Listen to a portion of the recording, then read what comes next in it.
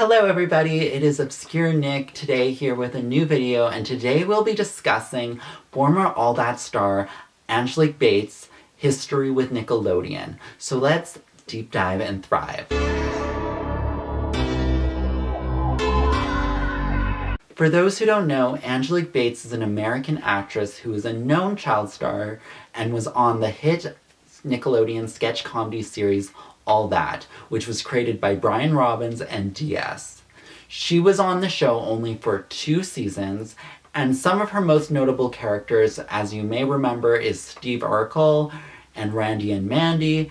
After All That, she did guest appearances on Boston Public, Strong Medicine, and the film 35 and Ticking. Angelique had a turbulent childhood, which she admitted in 2016 of being abused on the set of All That by her mother, and the adults on set did nothing to help, and they told her to be silenced.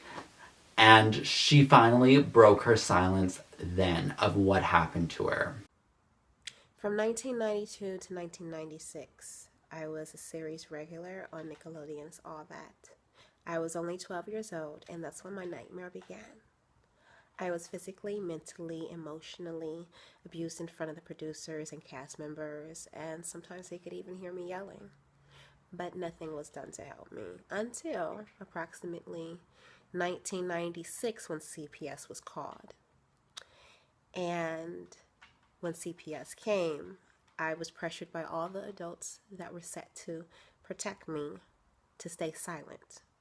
I did, and I have. But I can no longer stay silent, and I won't. My name is Angelique Bates, and I am an adult survivor of child abuse, and this is my story.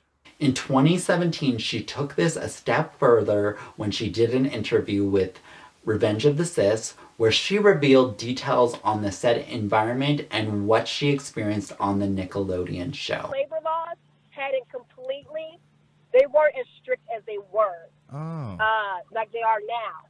You know, so yeah, they were saying, you know, back then you had to follow certain rules. Parents were, it was supposed to be mandatory that parents were on set. Was that the case in certain situations? No, it was not, because being over in Orlando, it was kind of pushed for the parents to not be.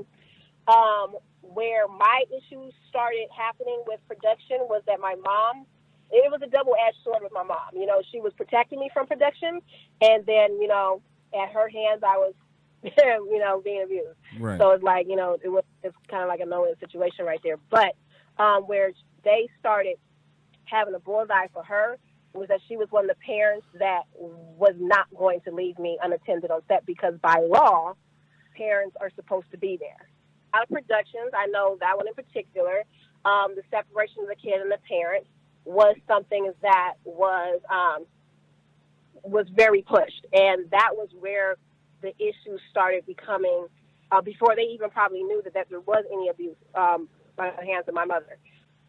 I tell everybody, I said, if you actually listen and you pay attention to the videos, if I said anything that was incorrect, Nickelodeon would have sued my ass. Mm-hmm. They did not, because I did not say one thing that was a lie. True. And as far as my mom, the blackball thing, there was more aspects to it. Like I said, first season, I was pretty much one of the stars. One of them, because it was me, it would have been Kellen Keenan, and I think that was pretty much how. And then Lori Beth, because Lori Beth was, you know, my information. Yeah, so she was always in there like swimwear. Now, the second season, the reason why it started looking like I was an extra is because first season, certain people, I don't want to say names, certain people try to make advances towards my mother. My mother turned them down.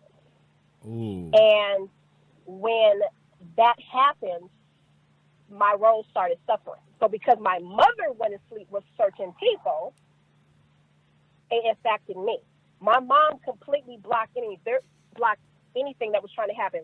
There was a situation where something inappropriate did try to happen. We were at a party, and my mom completely blocked it. But that's like the only memory that I have. But my mom was pretty much that wall. And they did not like that. And then complete mess. I had a character voice I was doing, killed them, had everybody just laughing. And actually, Dan took me to the side and was just like, yo, that was funny, blah, blah, blah. But kill that voice because you're taking away from such and such a thing.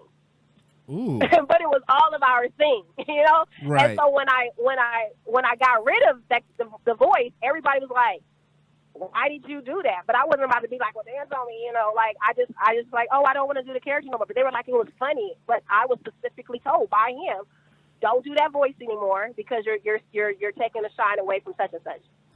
Wow. So even then they had this weird little hierarchy. Yeah, caste system. Yeah, like Well, a caste first system. of all, they favor the males anyway. At that network, they favor the males. It's always been like that. I will say one thing I do remember, we had a female writer. She was dope, and she was the only female writer out of like a handful of male writers, and she ended up being fired. Ooh. Because she was for the females. As a matter of fact, she wrote so many dope characters for me, and they didn't like that. She had wrote some dope characters for me. She had wrote some for the other girls, and they were like, it's not about them. It's about whoop-de-wop and da-da-da-da, right. such and such. And they ended up, I remember that. She was dope. I can't even remember her name, but... Kind of like they make their own, to lack of a better word, they make their own environment where they could, control the narrative, control what happens. Yeah. Well, I mean, back then when I was on, Dan was the one that was controlling all that. Right. So, like I said, there were situations. I dealt with situations. There was, I'm not going to try that one. There were situations where, like I said, physically, no, Dan never touched me. But there were, he verbally, I did damn near almost get cussed out by him on set for something that ended up being proven it wasn't my fault. But it was just like, even as a kid, like I said, there was a lot of unethical stuff going on. And my mom, like I said, it was a double-edged sword with my mom. My mom's beating my ass, but then she's like protecting me from Nickelodeon all at the same time. Like, she blocked all that.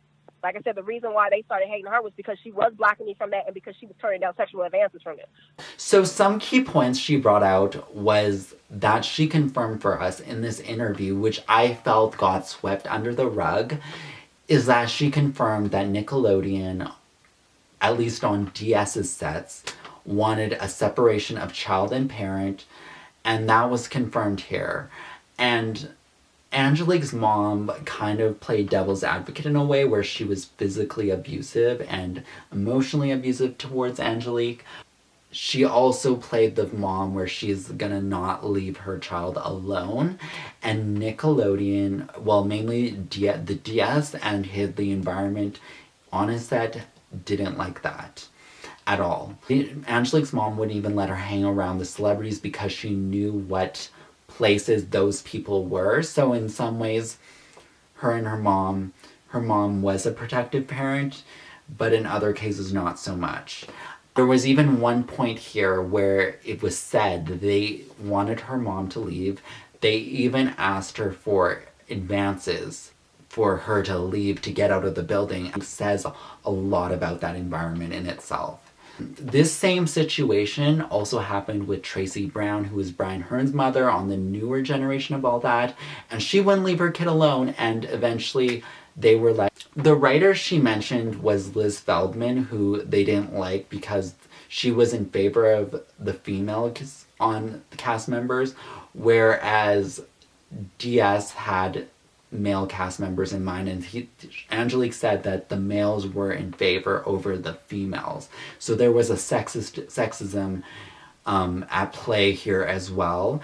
And there was also a certain casting system that they wanted for certain people, such as Kenan Thompson, Kel Mitchell, Josh Server, those types of people. I will do an All That Season 1 video that you guys keep asking me about, and I'll try to do that at some point to try to dig into all the writers, because it wasn't just Liz Feldman, but also other people who had traumatic experiences on the set of All That. She mentioned she wasn't renewed by Nickelodeon in 1996 when Child Protective Services police came to the set, which Angelique specifically said in this interview that when police got involved, that's when they had serious issues and let her go. And I wonder if DS and his people were covering something, which again, we're going to do an All That video at some point, and we'll get into that a little further on what could be being covered up.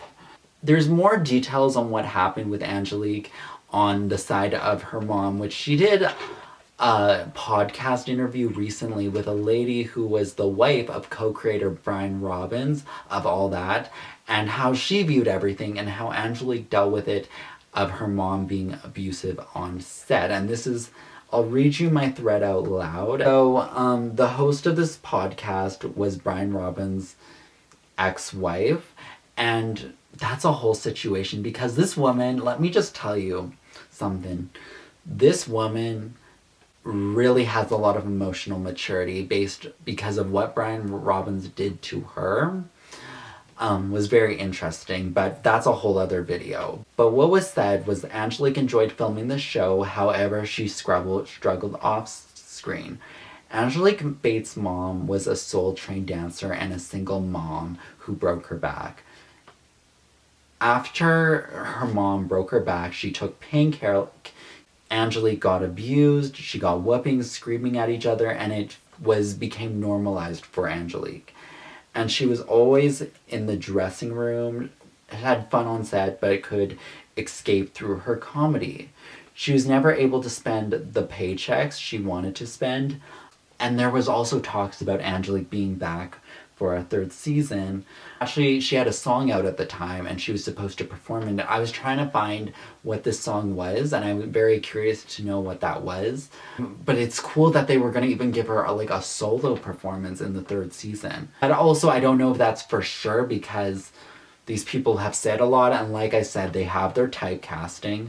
But it would have been cool to see a female cast member have their own solo. I feel that moment would have been so good for her. Angelique's mom had issues with body temperature and was polar opposite to normal temperatures. Her mom wanted her to put on a puff coat and she refused, which they ended up having a physical fight. Angelique was also not allowed to go to a children's hospital event with her All That cast members that night. Angelique then called the cops, and since Nickelodeon was paying for their lodge, they found out about the police. That escalated further when Kel's sister, who did Angelique's nail the night prior, saw them all broken off, and then rumors started circling around the studio about Angelique being abused. Eventually, Child Services came in and Angelique was called up to the Nickelodeon's head office, where the president wanted to see her. And Angelique said it felt like being sent to the principal's office, and they said she was going to come back for a third season even though she was crying and she knew she wasn't. They then eventually called her months later that her contract wasn't renewed and she was replaced by Amanda Bynes.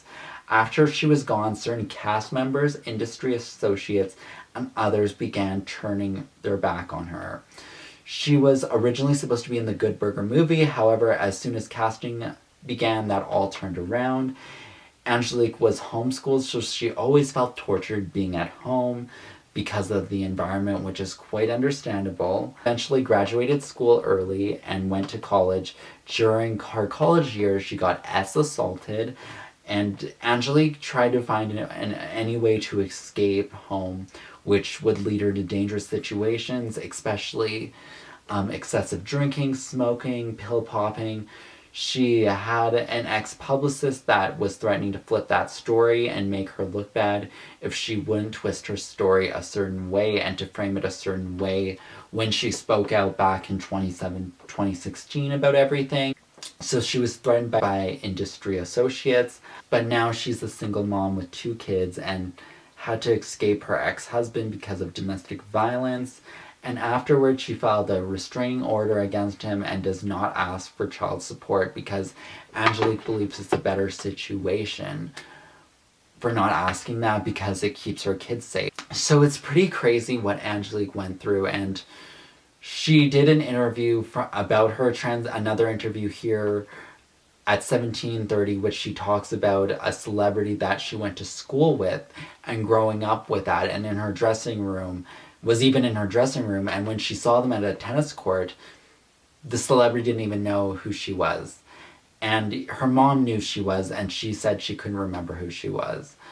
And as well, she couldn't get work, which she would end up, people she would audition for because she pissed the people at that All That set on Nickelodeon off. She would try to audition for people, and then they would never book her. So they pretty much blackballed her. And it even went on to even into 2019 when Angelique filmed a guest appearance on the new All That. However, her segment was never released. And they also didn't pay her. Nickelodeon didn't pay her, by the way. And also Brian Robbins ran that, which Brian Robbins is friends with DS.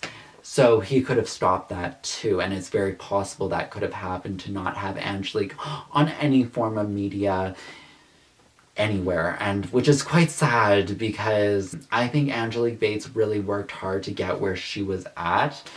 I think the story of Angelique Bates is quite legendary. I think she was the first person from that network, like the show, like All That, and the first one from one of DS's shows to really deal with the aftermath and being blackballed by the industry and being traumatized as a child star because there was no help afterwards. They did not help her. The network did not want to, the network wanted her to be silent because they didn't want to ruin their image. They didn't offer any sort of inner support to help mend the situation between her and her mom. And it's because they purely didn't like her mom because her mom was a protective mom. Despite what she did, she was protective and wouldn't leave the set, so they could not do what they really wanted to do with Angelique. And that's why they never truthfully helped her. And I think that looks bad on their part in many ways. And I think Nickelodeon owes Angelique Bates an apology, truthfully. That situation was handled horribly. And I think she is quite talented, and the cast really wasn't the same when she was gone. She's working now on a few projects, and that's great. And I know her child is working in acting too because he wanted to do that, but she's keeping an eye on that, and she's even had to fire some managers that were trying to push her child in certain directions. And she's trying to be a good parent overall, and I think that's a good mindset to have, and I'm so proud of the woman she has grown to be. It's crazy because you would think she would be one of those child stars that would be suicidal just from what she said, but she's overcame that, and that made her a stronger person at the end of the day, and I'm so proud of her, and it's helped guided her children into better light as well. So that's really good, and I'm so proud of Angelique, and she's just lovely overall, and she's a lovely soul, I think. She's a very strong, passionate, and she's very blunt, and she speaks her truth, and I respect that on so many levels, and I wish more child stars would speak the truth the way she does.